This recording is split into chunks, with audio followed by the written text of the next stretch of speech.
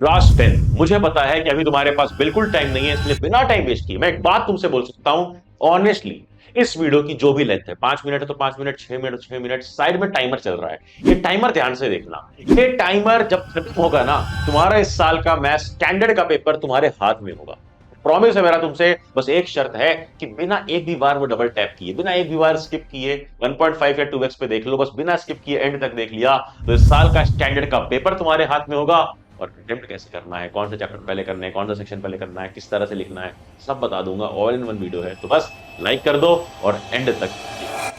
पढ़ ले अक्षय के साथ, पढ़ ले सीनियर्स को भी सब्सक्राइब करो, ताकि हम रहें 10th के साथ भी और 10th के बाद भी। क्या हाल पड़ लगा है अक्षय भैया, back and back for you all. अरे किसने बोला कि सिर्फ बेसिक के लिए बेसिक की स्ट्रेटजी आई थी तो स्टैंडर्ड वाले खफा हो गए। अरे अक्षय भैया का प्रॉमिस है कि साथ रहेंगे एंड तक, हर एक सब्जेक्ट तक। तो यार 14th को तुम सबको अटेंड करना है क्या, एनसीईआरटी का सेशन, लाइव सेशन है एनसीईआरटी का। इसमें करना क्या है, मैं आऊंगा और पढ़ाऊंगा नहीं, तुम ऑलरेडी बहुत पढ़ चुके हो। मैं मार्क करवा दूंगा कौन से थ्योरम्स, कौन सी प्रूविंग, कौन से एक्सरसाइज के क्वेश्चंस और कौन से एग्जांपल्स। एग्जांपल सबसे ज्यादा बार रिपीट होते हैं। सब कुछ पूरी एनसीईआरटी मार्क करवा दूंगा। बहुत मेहनत से सेशन के लिए प्रिपरेशन की है, आना जरूर, लाइव ज्वाइन करना। और सुनो अगली बात, 15 तारीख को तुम्हें क्या करना है, हमारी एक फ्री ई बुक है जिसमें सारे सब्जेक्ट्स हैं। 500 बटा 500 चैलेंज ई बुक है जो तुम गैप डेज में इस्तेमाल कर सकते हो।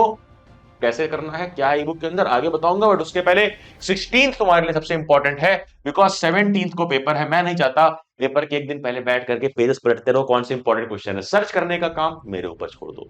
बेसिक के हम इंपॉर्टेंट 55 क्वेश्चंस करेंगे 15 तारीख को, तो उस दिन तुम इस ई बुक से प्रिपेयर करो। 16th को टॉप 55 करेंगे स्टैंडर्ड के स्पेशल क्वेश्चंस जो इस साल आएंगे, और वो अटेम्प्ट जरूर करना। पहला चैनल है यूट्यूब पे जो बेसिक स्टैंडर्ड अलग अलग क्वेश्चंस करवा रहा है, वरना बाकी सब एक ही में करवाएंगे। क्यों पता है, क्योंकि भाई क्वेश्चन अलग करवाने ही पड़ेंगे, पैटर्न अलग है। यहां पर देखो 60 मार्क्स रहते हैं सिंपल क्वेश्चन बेसिक में, बट अगर स्टैंडर्ड पे जाओगे ना तो 60 नहीं, सिर्फ 43 मार्क्स, सिर्फ 43 मार्क्स हैं 80 में से।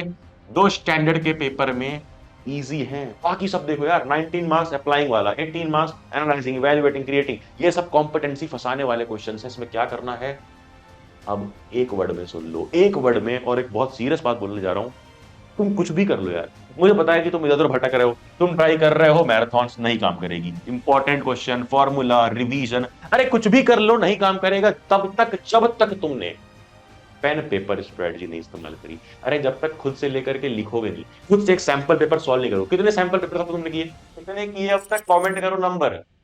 खुद से जब पेपर सॉल्व नहीं करोगे तुम्हें मालूम नहीं पड़ेगा सेक्शन डी में कितना टाइम जा रहा है, ई में कितना टाइम जा रहा है, एमसीक्यू में कितना टाइम जा रहा है। स्टेप वाइज क्या तुम लिख रहे हो, मैथ्स में स्टेप वाइज मार्किंग मिलेगी, इस तरह से अटेम्प्ट कर रहे हो, तुम्हारी स्पीड कितनी है पता है।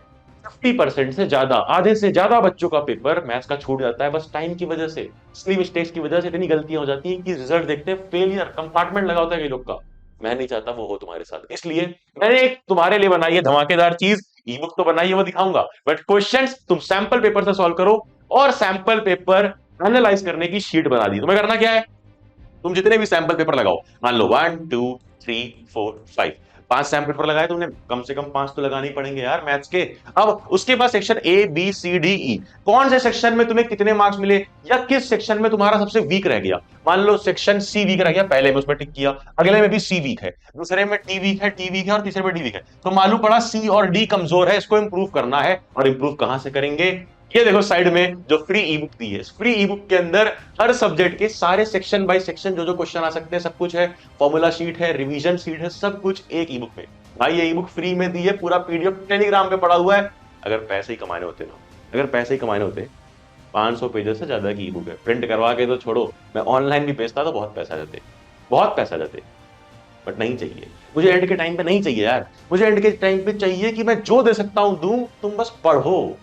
मुझे चाहिए अपने चैनल से ऑल इंडिया रैंक 1। और एक ही चीज तुमसे मैंने बोली थी कि यार 5 सैंपल पेपर तुम्हें सिर्फ मैथ्स के लिए नहीं, तुम्हें सबके लिए लगाने हैं, और इस तरह से सबका एनालिसिस शीट दिया, जैसे देखो एसएसटी का है, फिर उसके बाद देखो साइंस का है, फिर उसके बाद देखोगे इंग्लिश का है। तो भाई ये तुम कब कर पाओगे, जब तुम एक दो सॉल्व पेपर लगाया, एक दो अनसॉल्व लगाया, और सीबीएसई का ऑफिशियल वाला तो जरूर से लगाना है।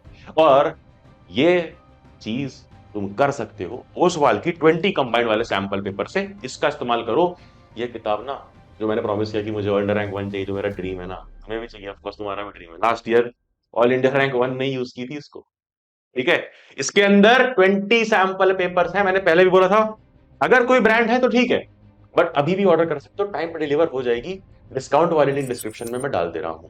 अब सुन लो मेरी बात ध्यान से आगे कि करना क्या है, कौन सा चैप्टर पहले, ये जानना बड़ा इंपॉर्टेंट है यार, क्योंकि ये गलती अगर करते रहे तो फिर कभी मजा नहीं आएगा मैथ्स पढ़ने में। ध्यान से सुन लो। रियल नंबर तुम्हारा है 6 मार्क्स का। उसी तरह 2 चैप्टर नंबर लिखे हुए हैं, 7th chapter coordinate geometry 6 marks का, मिला करके हो गए 12 मार्क्स। फिर एक बार नीचे आ जाओ, नीचे आ जाओ। स्टैटिस्टिक्स प्रोबेबिलिटी 11 मार्क्स, 11 मार्क्स तुम इसमें मिला दो, 11 मार्क्स यहां इजिली मिल गए। और भैया कहां इजिली मिल रहा है मार्क्स, तो ना उन चैप्टर को पहले कर ले तो इजिली। यहां पर तो नहीं मिल रहा है, 4 चैप्टर का 20 मिल रहा है भैया, इजिली मुझे मिल रहा है। या तो मैं ये कर लूं 6 और 10, 15 मार्क्स। कई लोग बोलेंगे ट्रायंगल और सर्कल डिफिकल्ट है, भाई ट्रायंगल्स और सर्कल से ही तो प्रूविंग वाले क्वेश्चन आएंगे, इसीलिए 14th को जो एनसीईआरटी मार्किंग होगी उसको ज्वाइन करना जरूर। तो सीक्वेंस मार्क के हिसाब से प्रिपेयर करो। जो टफ चैप्टर है जैसे कि 8-9 ट्रिग्नोमेट्री, एप्लीकेशन ऑफ ट्रिग्नोमेट्री मिलाकर केवल 12 मार्क्स है, उसके पहले ये सारे करो ना जो इजी है, ये सारे करो। और स्ट्रेटेजिक माइंडसेट से, चाणक्य वाले माइंडसेट से चलना पड़ेगा।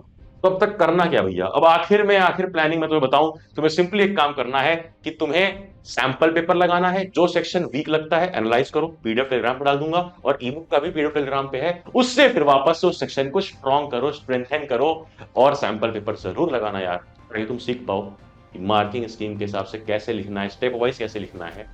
And let me tell you, जो चाहिए कमेंट कर दो, हर पेपर में साथ खड़ा रहूंगा। 4 बज रहा है रात का, भी रिकॉर्ड कर रहा हूं, हर सेशन में इस तरह से किया है पिछले 5 साल से यार, हर एक बच्चे की हेल्प करी है। बिल्कुल बैक बेंचर से बैक बेंचर के भी ना 98-99% मार्क्स दिलवाए हैं। तुम जाकर पूछ लेना अपने सीनियर से, और अब बारी तुम्हारी है। तो जो चाहिए बताना, फ्री में सब कुछ दूंगा, बस नोटिफिकेशन दबाना ताकि आने वाले वीडियोस मिस ना हो। एंड जाना, जा पढ़ ले।